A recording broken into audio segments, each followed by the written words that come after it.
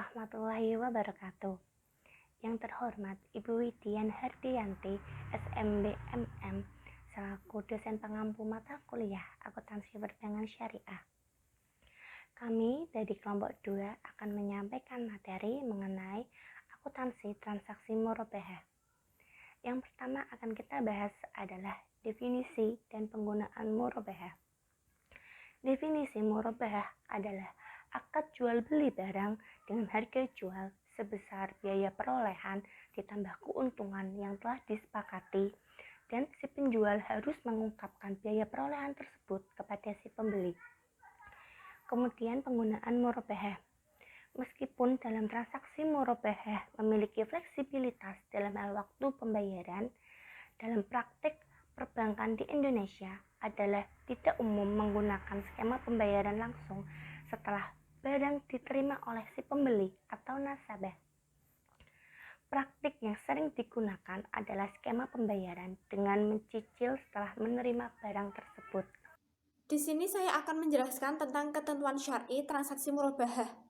Pembolehan penggunaan murabahah didasarkan pada Al-Quran Surat Al-Baqarah ayat 275 yang menyatakan Allah telah menghalalkan jual beli dan mengharamkan riba. Selain itu, hadis yang diriwayatkan oleh Ibnu Majah, ketentuan syar'i terkait dengan transaksi murabahah digariskan oleh Fatwa Dewan Syariah Nasional atau DSN yang membahas tentang ketentuan umum murabahah dalam bank syariah. Ketentuan murabahah kepada nasabah, jaminan, utang dalam murabahah, penundaan pembayaran, dan kondisi bangkrut pada nasabah murabahah. Terus, rukun transaksi murabahah. Ada 3 rukun transaksi murabahah, diantaranya adalah transaktor.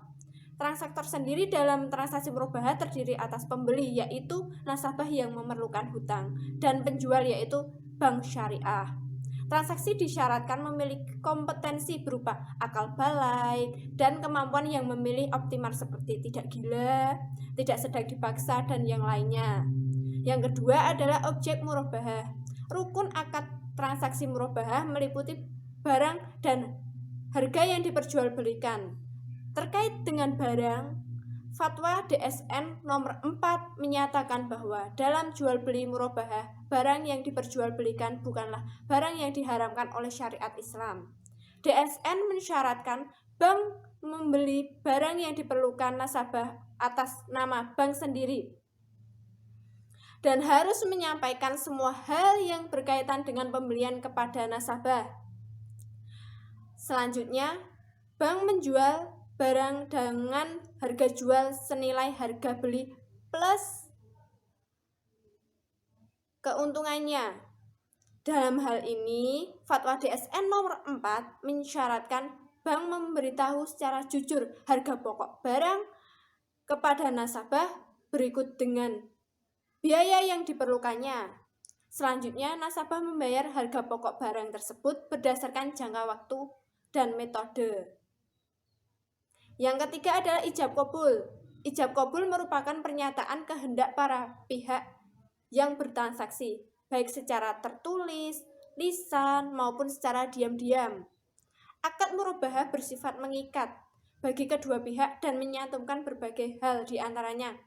Yang pertama adalah nama notaris serta informasi yang tentang waktu, tempat penandatanganan akad. Yang kedua, identitas pihak pertama. Yang ketiga, identitas pihak kedua. Yang keempat, bentuk akad serta penjelasan akad. Yang kelima, kesepakatan-kesepakatan yang disepakati. Selanjutnya, pengawasan transaksi syariah murabahah dalam memastikan kesesuaian praktik jual beli murabahah yang dilakukan bank syariah dengan ketentuan syariah yang diterapkan oleh DSN, yaitu Dewan Pengawas Syariah atau DPS, biasanya melakukan pengawasan secara periodik. Pengawasan tersebut dilaksanakan berdasarkan Surat Edaran Bank Indonesia nomor 8/19/DPPS tahun 2006 tentang pedoman pengawasan syariah dan tata cara pelaporan hasil pengawasan bagi Dewan Pengawas Syariah berupa sebagai berikut. Yang pertama, memastikan barang yang diperjualbelikan tidak diharamkan oleh syariah Islam. Yang kedua, memastikan bank menjual barang tersebut kepada nasabah dengan harga jual senilai harga beli plus margin. Yang ketiga, meneliti apakah akad wakalah telah dibuat oleh bank secara terpisah dari akad murabahah apabila bank hendak mewakilkan pada nasabah untuk membeli barang tersebut dari pihak ketiga. Yang keempat, meneliti pembiayaan berdasarkan prinsip murabahah dilakukan setelah adanya permohonan nasabah dan perjanjian pembelian suatu barang atau aset kepada bank. Adanya pengawasan syariah yang dilakukan oleh DBS menuntut bank syariah untuk hati-hati dalam melakukan transaksi jual beli murabahah dengan para nasabah. Di samping itu, bank juga dituntut untuk melaksanakan tertib administrasi agar berbagai dokumen yang diperlukan DBS dapat tersedia setiap saat dilakukan pengawasan. Yang selanjutnya adalah alur transaksi murabahah. Pada alur transaksi murabahah terdapat 5 alur. Yang pertama, negosiasi antara si penjual yaitu bank syariah dan si pembeli yaitu nasabah. Dimulai dari pengajuan pembelian barang oleh si nasabah. Nasabah menegosiasikan harga barang, jangka waktu pembayaran, margin, dan besarnya angsuran per bulannya. Yang kedua adalah akad murabahah. Apabila rencana pembelian telah disepakati oleh kedua belah pihak, maka timbullah akad murabahah. Yang ketiga, setelah akad murabahah disepakati dengan pesanan, bank selanjutnya melakukan pembelian kepada pemasok. Akan tetapi, pada murabahah tanpa pesanan, bank bisa saja menyerahkan secara langsung barang tersebut kepada si pembeli, karena sebelumnya telah memiliki barang tersebut. Yang keempat, barang yang diinginkan pembeli selanjutnya akan diantar oleh pemasok ke pembeli. Yang kelima, setelah menerima barang, pembeli selanjutnya membayar ke bank. Pembayaran ke bank biasanya dilakukan dengan cara mencicil sejumlah uang tertentu selama jangka waktu yang ditentukan. Di sini saya akan menjelaskan tentang cakupan standar akuntansi murabahah. Penggunaan standar akuntansi murabahah bergantung pada metode pengakuan pendapatan murabahah. Pengakuan murabahah yang menggunakan metode anuitas wajib menggunakan PSAK 55 2011 tentang instrumen keuangan. Terus PSAK 50 tahun 2010 tentang instrumen keuangan penyajian dan PSAK lainnya yang relevan. Sepanjang tidak bertentangan dengan prinsip syariah. Hal ini dikarenakan metode anuitas didasarkan pada asumsi pembiayaan. Adapun jika bank memilih untuk menggunakan metode proporsional, maka pencatatan transaksi murabahah wajib menggunakan PSAK 102 atau 102 tentang akuntansi murabahah. PSAK 102 dapat diterapkan untuk lembaga keuangan syariah seperti bank, asuransi, lembaga pembiayaan, dana pensiun, koperasi, dan lainnya yang menjalankan transaksi murabahah. Ini adalah teknis penghitungan transaksi murabahah. Teknis perhitungan yang diperlukan dalam transaksi murabahah antara lain adalah yaitu yang pertama, perhitungan menentukan margin murabahah. Dalam praktik perbankan, biasanya margin dihitung dengan menggunakan metode anuitas. Makin lama jangka waktu pembiayaan, maka makin besar margin yang akan dikenakan pada nasabah. Dalam diskusi ekonomi syariah, pembolehan konsep tersebut dikarenakan konsep anuitas hanya digunakan sebagai dasar perhitungan margin. Setelah margin ditentukan, nilai margin tersebut bersifat tetap dan tidak berubah kendati terjadi keterlambatan pembayaran oleh nasabah. Hal ini juga disebutkan dalam PSAK 102 bahwa akad murabahah memperkenankan penawaran harga yang berbeda untuk cara pembayaran yang berbeda sebelum akad murabahah dilakukan. Namun, jika akad tersebut telah disepakati, maka akan ada satu harga yang digunakan. Akuntansi transaksi murabahah. Yang pertama, saat negosiasi. Pada saat negosiasi, bank syariah tidak melakukan jurnal apapun, mengingat bahwa negosiasi tersebut tidak memiliki implikasi terhadap posisi keuangan bank syariah. Pada negosiasi terdapat pengakuan uang muka dan pembelian barang pesanan. Pada pengakuan uang muka terdapat 3 alternatif. Yang pertama, mendebit langsung uang muka sesuai dengan yang disepakati. Yang kedua, memblokir rekening nasabah sebesar nilai yang telah disepakati. Dan yang ketiga, uang muka dipegang dan dibayar langsung kepada pembeli untuk pemasok. Untuk pembelian barang pesanan terdapat dua alternatif. Yang pertama, bank membeli sendiri barang yang dipesan. Yang kedua, bank mewakilkan kepada nasabah. Pembeli membeli barang yang dipesan atas nama bank syariah. Yang kedua, saat akad murabaah tidak jadi disepakati. Berdasarkan PSAK 102 paragraf 7 disebutkan bahwa murabaah berdasarkan pesanan dapat bersifat mengikat maupun tidak mengikat pada barang pesanan yang dibelinya. Hal ini menunjukkan jika kontrak murabaah tidak mengikat kepada pembeli untuk membeli barang tersebut, maka pembeli dapat membatalkan pembeliannya. Selanjutnya, berdasarkan PSAK 102 paragraf 30 disebutkan bahwa jika barang batal dibeli oleh pembeli, maka uang muka tersebut dikembalikan kepada pembeli setelah diperhitungkan dengan biaya-biaya yang telah dikeluarkan oleh penjual. Yang ketiga, saat akad murabaah disepakati. Pada saat akad murabaah disepakati, ada beberapa transaksi yang perlu dicatat. Yang pertama, pencatatan penjualan murabaah. Menurut PSAK 102 paragraf 22 disebutkan bahwa piutang murabaah diakui sebesar biaya perolehan aset murabaah ditambah dengan keuntungan yang telah disepakati. Yang kedua, pencatatan urbun sebagai bagian pelunasan murabaah.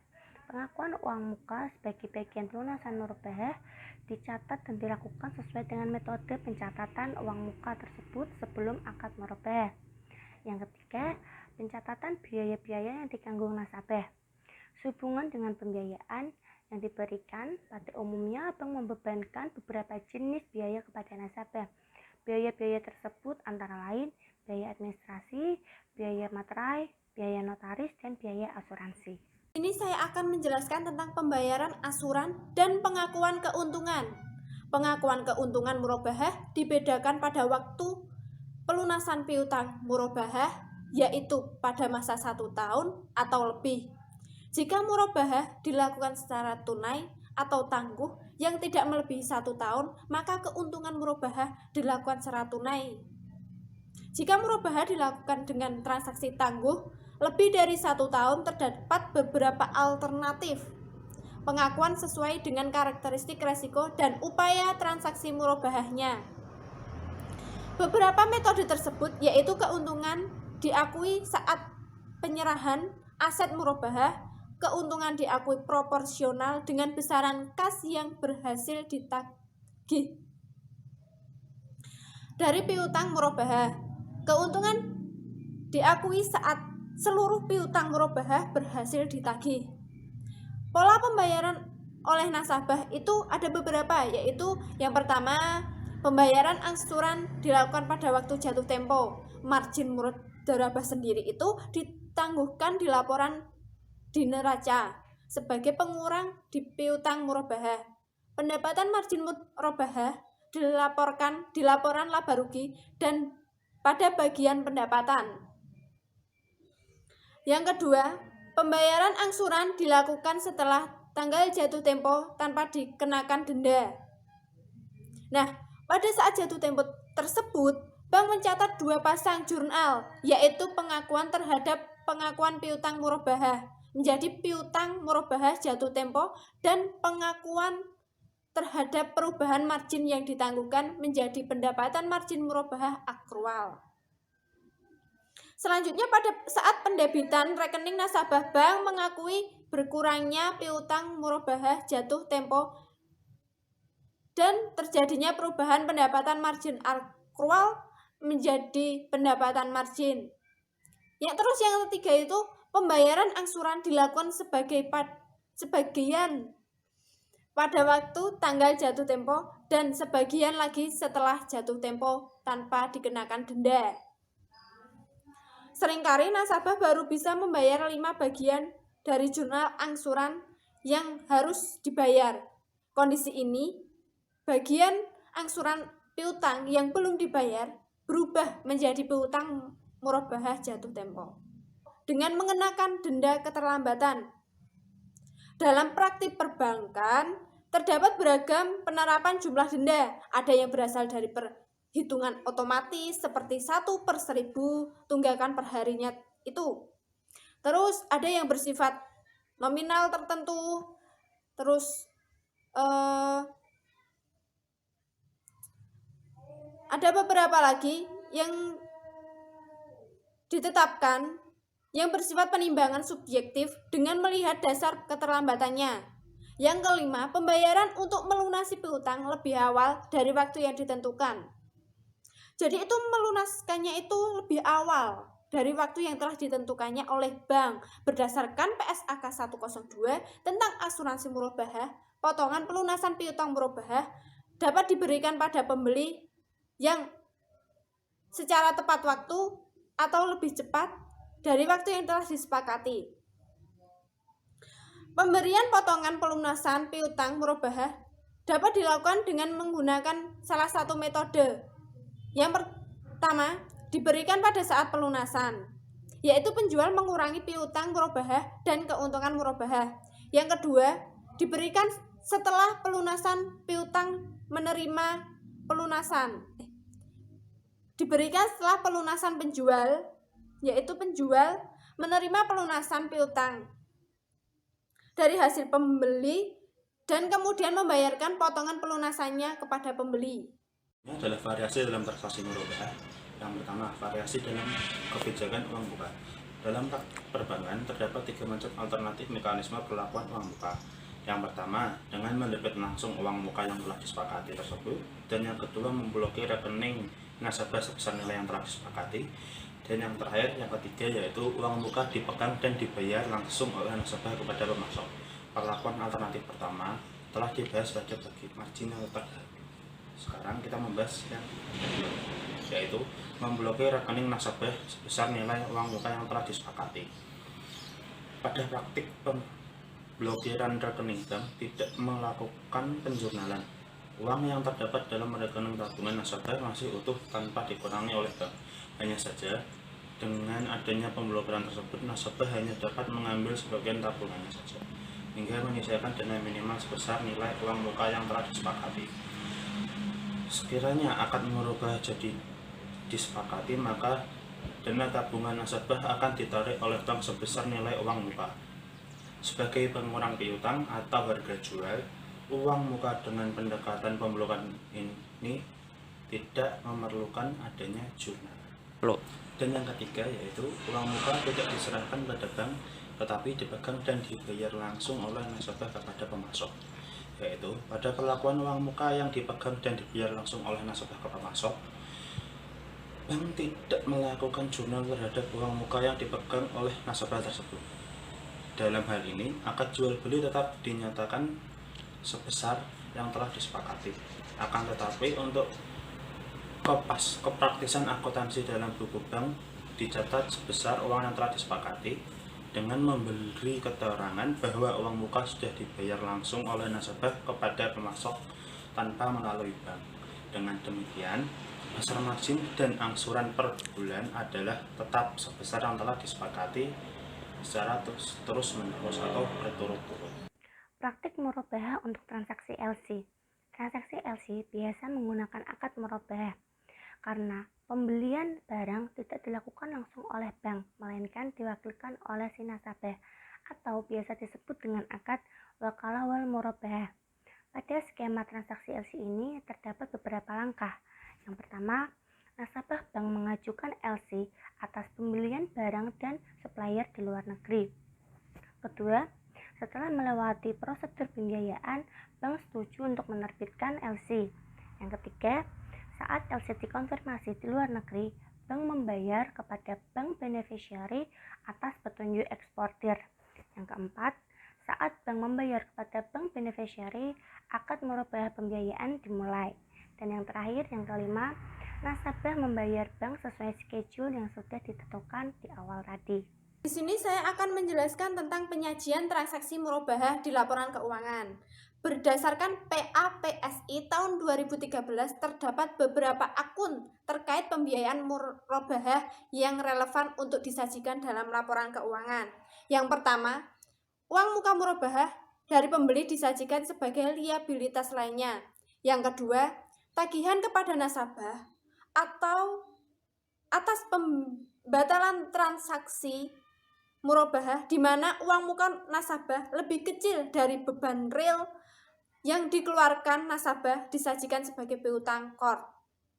Yang ketiga, piutang murabahah disajikan sebagai saldo pembiayaan murabahah nasabah kepada bank. Yang keempat, margin murabahah ditangguhkan disajikan sebagai pos lawan murabahah. Yang kelima, beban potongan, pelunasan atau angsuran murabahah sebagai pos lawan pendapatan margin murabahah. Yang keenam, dalam hal bank menggunakan metode proporsional, pendapatan dan beban yang terkait langsung dengan transaksi murabahah yang belum diamortisasi, disajikan liabilitas dan aset. Yang ketujuh, pendapatan margin murabahah yang akan diterima disajikan sebagai bagian dari aset lainnya pada saat nasabah tergolong performing. Sedangkan apabila nasabah tergolong non-performing, maka pendapatan margin murabahah akan disajikan pada rekening administratif.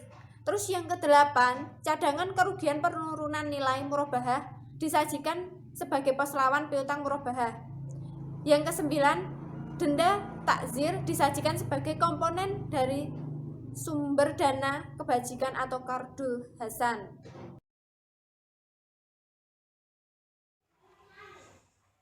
Teman-teman, di sesi yang kedua ini nanti kita akan membahas kasus yang berkaitan dengan transaksi jual beli murabahah dan penyelesaiannya.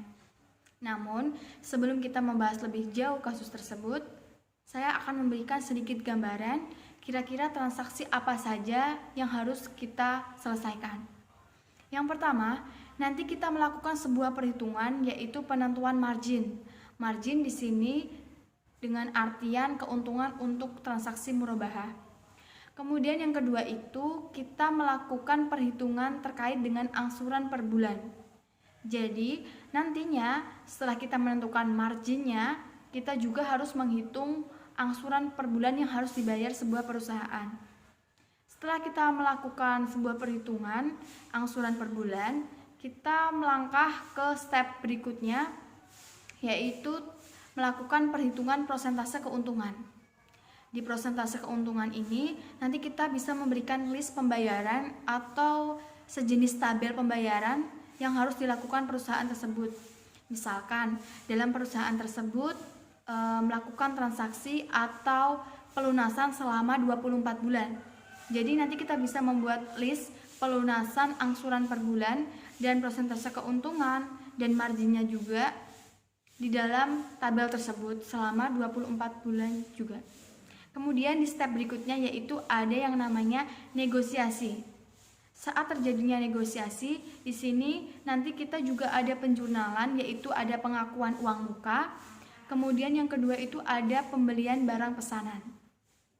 Dan di dalam pembelian barang pesanan ini kita bagi menjadi dua alternatif. Yang pertama itu ketika kita membeli sebuah barang pesanan namun kita lakukan secara tunai. Yang kedua itu ketika kita melakukannya secara kredit. Setelah pada tahap saat dilakukannya sebuah negosiasi, kita langkah yang berikutnya yaitu ada saat akad murabahah disepakati dan tidak disepakati. Di dalam sebuah akad murabahah ketika terjadinya kesepakatan itu ada 3 penjurnalan transaksi.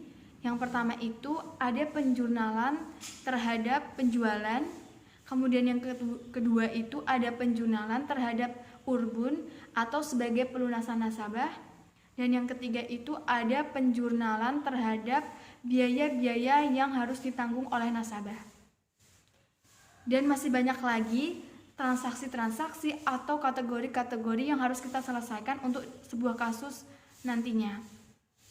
Namun itu saja yang saya berikan gambaran terlebih dahulu agar nantinya teman-teman bisa juga melihat aplikasi atau implementasi yang nantinya ada di kasus tersebut. Jadi sebelum kita membahas kasusnya lebih jauh, saya di sini ingin memberikan sedikit gambaran juga nantinya di dalam tahap sesi 2 ini. Selain saya memberikan gambaran, saya juga menyediakan sebuah slide-slide dari PowerPoint yang sudah kelompok kami siapkan, yaitu jadi tujuannya apa? Nantinya biar teman-teman bisa juga melakukan pencatatan. Jadi secara garis besar di sini ada dua alternatif, yaitu dari apa yang saya sampaikan dan apa yang saya gambarkan di dalam slide tersebut. Jadi nanti teman-teman biar lebih mudah untuk memahami. Langsung saja kita bahas kasus yang sesuai dengan ilustrasi transaksi jual beli murabahah. Sebelum kita melihat kasusnya, kita ingat kembali terkait dengan teknis perhitungan. Sebenarnya bukan hanya 5 poin saja di sini yang ditekankan, namun kita mencoba mengenal perhitungan apakah yang harus kita lakukan. Yang pertama, kita akan melakukan perhitungan penentuan margin murabahah. Yang kedua, yaitu kita melakukan perhitungan angsuran per bulan dan pendapatan yang diakui. Yang ketiga, perhitungan pendapatan margin yang diakui saat jatuh tempo. Yang keempat, saat terjadinya negosiasi. Dan yang kelima, saat akad murabahah disepakati atau tidak disepakati. Selanjutnya kita langsung menuju kepada kasus jual beli murabahah. Kita lihat secara seksama untuk kasus soalnya. Pada tanggal 5 Januari 2019, PT Hania melakukan negosiasi dengan Bank Murni Syariah untuk memperoleh fasilitas murabahah dengan pesanan untuk pembelian kendaraan sebuah mobil dengan rencana sebagai berikut. Di sini diketahui teman-teman, jika harga barangnya yaitu 100 juta rupiah, uang muka 10 juta rupiah, yaitu didapatkan dari 10% dari harga barang, kemudian pembiayaan bank sebesar 90 juta rupiah, dan marginnya sebesar 18 juta rupiah, harga jual sebesar 118 juta rupiah, yaitu didapatkan dari total harga barang dan marginnya. Di sini dalam kasus jual beli murabahah ini dalam jangka waktu 24 bulan ya, dan biaya administrasi 1% dari pembiayaan oleh bank. Langsung saja kita simak untuk penyelesaiannya. Yang pertama itu perhitungan angsuran per bulan dan pendapatan yang diakui. Di sini dari kasus sebelumnya kita rinci, yaitu diketahui total piutang sebesar 118 juta rupiah, uang muka 10 juta rupiah dalam jangka waktu 24 bulan. Bagaimana penyelesaiannya? Di sini jangan lupa untuk angsuran per bulan kita menggunakan rumus total piutang dikurangi dengan uang muka dibagi dengan jumlah bulan pelunasan. Jadi di sini dilakukan pengurangan terlebih dahulu, kemudian kita bagi dengan jumlah bulan pelunasan. Langsung saja kita masukkan nominalnya, yaitu total piutang sebesar 118 juta rupiah, dikurangi dengan 10 juta rupiah, hasilnya 108 juta rupiah, kita bagi dengan jumlah bulan pelunasan, yaitu 24 bulan. Hasilnya 4.500.000 rupiah. Kemudian kita langsung ke tahap berikutnya, yaitu pada tahap perhitungan persentase keuntungan dari perbandingan margin dengan total piutang bersih. Jadi, total piutang bersih ini didapatkan dengan rumus total piutang dikurangi dengan uang muka. Untuk persentase keuntungan, jangan lupa kita menggunakan rumus total margin dibagi dengan total piutang bersih. Kita bagi terlebih dahulu dan kita kalikan dengan 100%. Kita juga langsung saja masukkan nominalnya yang sudah diketahui di menit video sebelumnya, yaitu total margin sebesar 18 juta rupiah, kita bagi dengan 108 juta rupiah dikalikan 100%. Hasil persentase keuntungannya sebanyak 16,6666%. Setelah kita menghitung persentase keuntungan, kita juga harus menghitung margin per bulan dengan menggunakan metode proporsional. Kita hitung terlebih dahulu untuk margin per bulannya. Dengan rumus persentase keuntungan dikalikan angsuran per bulan. Kita masukkan saja untuk persentase keuntungan yaitu sebesar 16,666% dikalikan Rp4.500.000. Didapatkan margin per bulan sebesar Rp750.000. Selanjutnya kita menghitung pokok per bulan. Di sini ada rumusnya yaitu angsuran per bulan dikurangi margin per bulan. Kita masukkan saja. Untuk angsuran per bulannya sudah kita hitung di menit video sebelumnya yaitu sebesar Rp4.500.000. Kita kurangi dengan margin per bulan yaitu Rp750.000 sehingga didapatkan Rp3.750.000. Kemudian selanjutnya yaitu kita bisa melihat di jadwal pembayaran murabahah. Bagaimana kita bisa melakukan list pembayaran atau jadwal pembayaran oleh PT Hania? Sebelumnya kita sudah memperhitungkan yaitu untuk angsuran per bulan, pokok per bulan, dan margin per bulan. Jangan lupa teman-teman, tadinya PT Hania dengan jangka waktu 24 bulan. Otomatis mulai tanggal jatuh tempo 10 Februari 2019 hingga 10 Januari 2021. Jadi per bulan itu PT Hania melakukan angsuran per bulan dan pokok serta margin. Dan jangan lupa juga untuk besarnya angsuran per bulan, pokok per bulan, dan margin per bulan ini besarannya sama, yaitu angsuran per bulan mulai dari 10 Februari 2019 hingga 10 Januari 2021 sebesar Rp4.500.000. Kemudian di bagian pokok per bulan mulai dari 10 Februari 2019 hingga 10 Januari 2021 yaitu sebesar Rp3.750.000. Dan yang terakhir yaitu untuk jadwal pembayaran murabahah di bagian margin per bulan mulai tanggal 10 Februari 2019 hingga 10 Januari 2021 sebesar Rp750.000. Jadi jangan lupa untuk margin per bulan tadi kita sudah menghitung yaitu dengan presentasi keuntungan kita kalikan dengan angsuran per bulannya. Kemudian di bagian pokok per bulan kita dapat menghitung dengan angsuran per bulan kita kurangkan dengan margin per bulannya.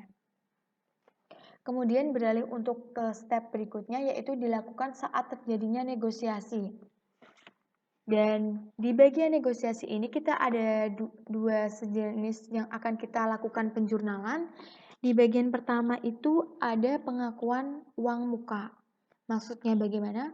Mungkin rekan-rekan sebelumnya sudah menjelaskan terkait dengan teori ini, namun saya akan mereview kembali yaitu pengakuan uang muka.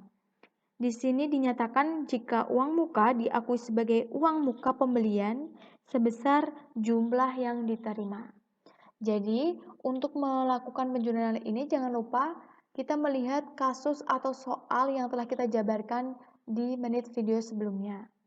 Langsung saja untuk pengakuan uang muka, di tanggal 5 Januari 2019, rekening nasabah PT Hania itu kita letakkan di bagian debit, kemudian uang muka kita letakkan di bagian kredit. Dengan masing-masing besarannya yaitu Rp10 juta. Kemudian di bagian masih sama dengan yaitu saat terjadinya negosiasi, namun ini pada kasus pembelian barang. Dan di pembelian barang ini kita juga masih bagi lagi yaitu menjadi dua alternatif. Yang pertama, alternatif pertama yaitu terkait dengan membeli langsung barang secara tunai kepada pemasok. Langsung saja kita ulas kembali untuk kasusnya yang telah kita jabarkan di atas. Pada tanggal 7 Januari 2019, untuk keperluan transaksi murabahah dengan PT Hania, BMS melakukan pembelian barang pesanan PT Hania kepada pemasok Z senilai 100 juta secara tunai. Langsung saja, untuk tanggal 7 Januari kita masukkan tanggalnya. Kemudian di bagian rekening, di debit terdapat akun persediaan aset murabahah dan di kredit terdapat rekening nasabah pemasok. Besarannya juga sama, yaitu sebanyak 100 juta rupiah secara tunai. Kemudian beralih ke alternatif yang kedua, yaitu terkait dengan membeli langsung barang secara kredit kepada pemasok. Jadi di alternatif pertama tadi itu secara tunai, kemudian yang di alternatif kedua ini secara kredit. Langsung saja kita masukkan pada tanggal 7 Januari 2019 untuk keperluan transaksi murabahah dengan PT Hania, BMS melakukan pembelian barang pesanan PT Hania kepada pemasok Z senilai 100 juta secara kredit. Jadi soalnya sama, namun di sini digarisbawahi yaitu kredit. Untuk membedakan dengan slide sebelumnya. Nah, kita masukkan saja 7 Januari. Apa bedanya dengan yang pertama dan yang kedua ini? Yang kedua ini yaitu saat terjadinya pelunasan. Jadi yang pertama ini kita lakukan untuk akun ketika transaksinya kredit. Di bagian debit ada persediaan aset murabahah dan yang di kredit itu utang pada pemasok. Jadi jika dilakukan secara kredit, utang akan bertambah. Oleh karena itu kita masukkan ke dalam kredit. Besarannya pun sama 100 juta rupiah. Kemudian di bagian bawah, kenapa utang berada di dalam debit dan kasnya di bagian kredit? Karena ini terjadinya sebuah pelunasan, yaitu kita misalkan transaksi dilakukan tanggal 7 Januari namun berakhir melakukan pelunasan pada tanggal 10 Januari. Otomatis utang pada pemasoknya di debit yaitu mengalami pengurangan dan kas kita juga berkurang karena kita melakukan sebuah pelunasan. Besarannya pun sama yaitu 100 juta rupiah. Kemudian kita beralih pada saat akad murabahah tidak jadi disepakati. Langsung saja kita lihat pada kasusnya. Pada tanggal 10 Januari 2019, nasabah pembeli membatalkan rencana pembeliannya dan meminta kembali uang muka yang telah didebit Bank Syariah. Atas pembatalan rencana pembelian, Bank Syariah memotong uang muka sebesar 1 juta untuk mengganti biaya yang dikeluarkan oleh Bank Syariah. Jadi di sini dalam kisah tersebut itu ada pembatalan rencana pembelian. Namun di dalam rencana pembatalannya itu ada uang muka yang harus dipotong. Langsung saja kita masukkan untuk penjurnalannya. Kita masukkan tanggalnya yaitu pada tanggal 10 Januari 2019. Dengan rekening di debit ada akun uang muka yaitu sebesar 10 juta rupiah, kemudian di bagian pendapatan operasional sebesar 1 juta rupiah, di bagian kas atau rekening nasabah ada 9 juta rupiah. Kemudian di bagian yang kedua ada saat akad murabahah disepakati. Di sini nantinya ada 3 pencatatan. Yang pertama kita bahas yaitu pencatatan penjualan murabahah. Jangan lupa untuk melihat kasus yang atau rencana, harga-harga dan sebagainya yang sudah diketahui di menit video sebelumnya. Yang pertama itu pencatatan penjualan murabahah. Pada tanggal 10 Januari 2019, di rekening debit ada piutang murabahah, kemudian di bagian kredit ada persediaan aset murabahah dan margin murabahah. Di sini untuk debit kredit harus sama nominalnya.